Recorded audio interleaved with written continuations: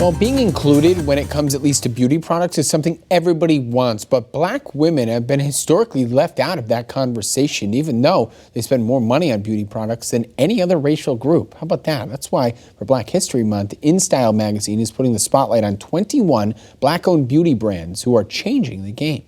Although, a 2018 study from Nielsen actually found that Black women spend the most money out of all racial groups on beauty products, whether it be hair care, skin care, anything else, we actually have the least amount of representation. And so here we wanted to celebrate 21 founders and change makers in the industry who are really pushing things forward, not only to normalize Black beauty, but also are just making products that work for everybody.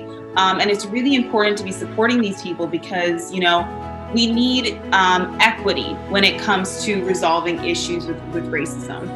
The first person that came to mind, of course, was Dame Pat McGrath, and she is a revolutionary makeup artist.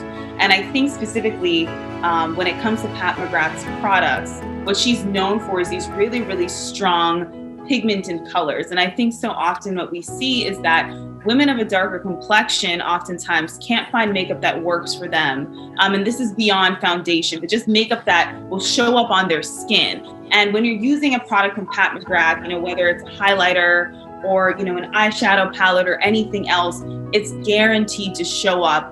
We're also celebrating the creators of this new line that came out called 4C Only, which is a 4-step hair care system which is specifically made and formulated to work with 4C hair, because although we do have a lot of products now on the market for natural hair, many of them actually do not cater to 4C hair, right? So we have to make sure that when we are releasing hair products, they work for everybody across the spectrum. We also have Jacqueline Carrington, who is the founder of People of Color Nail Polish, and she actually created her line because she loves nail polish, but she actually didn't ever really see nail polish against brown skin. And so she wanted to be able to create a line that would, variety of colors that would work for everyone's skin. So now we're really celebrating these people who are coming together and making the industry more inclusive for everybody, and especially for those who are left out, Black women. This is definitely a message for everybody. Black History Month is just 1 month out of the year, but Black people exist, our businesses exist,